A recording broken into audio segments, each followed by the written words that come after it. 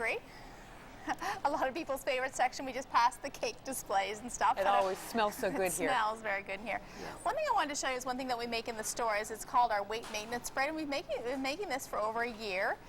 And in the summer seasons, we also make it in the form of hamburger buns and hot dog buns. But it's a very low-calorie bread with fiber, and it has about 2 grams of fiber per slice in it, so that's great as well. That's good, yeah. And it's also low in salt. So it's whole grains is our first choice. It's not quite a brown product. It's kind of a beigey, I guess you would say, because it does have the oat bran in it. But it's a good alternative for people who don't like the whole grain products, because they're still going to get their fiber, but it's also low calorie, and it is also low in sodium as well.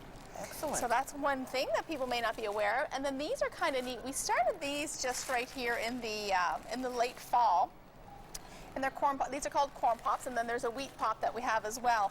And what these are is these are little cups that you could use to dip in hummus, in salsa. You could make egg salad up. I probably wouldn't mix them together for lunch. I'd have the egg salad in one container and then this in another container. Then as it's lunchtime, put them together and have them, tuna salad. You could cut up some meats, put in some shredded cheese, whatever.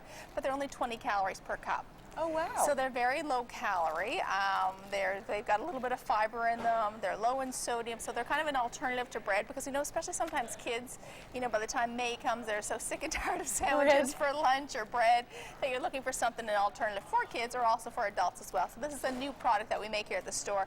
And when we make it, you can hear the machine. It makes a huge popping sound. It's quite neat to see and hear that sometimes in the store. So cool. Yeah. Nice new stuff. Excellent. Karen, this is my favorite section of the grocery store. I love seafood. Very important to include some kind of fish or seafood in our meals every week. Absolutely. And that's for our omega-3s? Yes. So the recommendation is to have fish twice a week. And then there are some very specific fish that are very rich in omega-3. All fish has omega-3, but there's really about 6 that are extremely strong in omega-3. Those would be your salmon, mackerel, Arctic char, sardines, herring, and trout. So we sometimes think of it as smash tea for salmon, mackerel, Arctic char, sardines, herring, and trout. So the recommendation is to have fish twice a week. 1 or 2 of those fish should be the ones that I just mentioned. And whether it's fresh, frozen, or canned, it doesn't matter. They're all equivalent nutritionally, so that would be a personal choice as to what you want.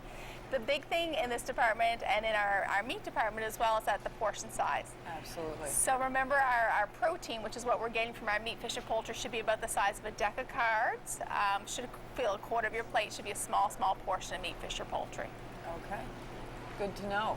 And we actually have down here, we have what a serving size should look like. Yeah, Jeff got us a serving size. So this is a piece of steak. This is our 3 ounces. So this is what we would start with 3 ounces raw, which would end up being about 2.5 ounces cooked, or 75 grams. That's the recommendation. So this, I'm not lying to any of the men out there. They might be quite surprised. This truly is your size portion that you should have.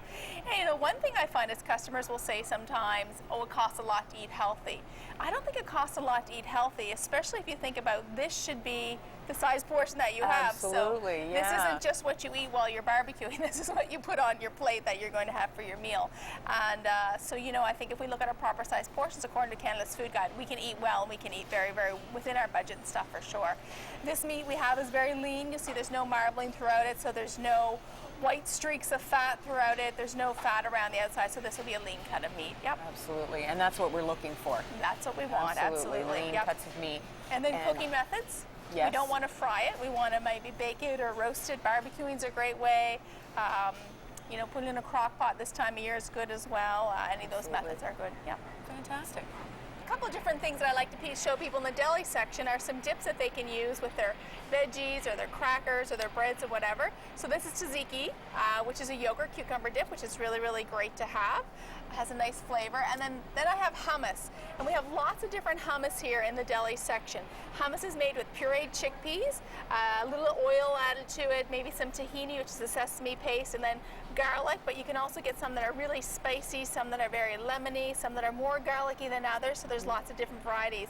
And then these are kind of neat as well. These are little hummus packs that are made for your lunch. There's 4 packs in here, so again, if you don't have time to take this and put it into a container, done up for you, quick and convenient as well, so you can throw that in as part of your lunch.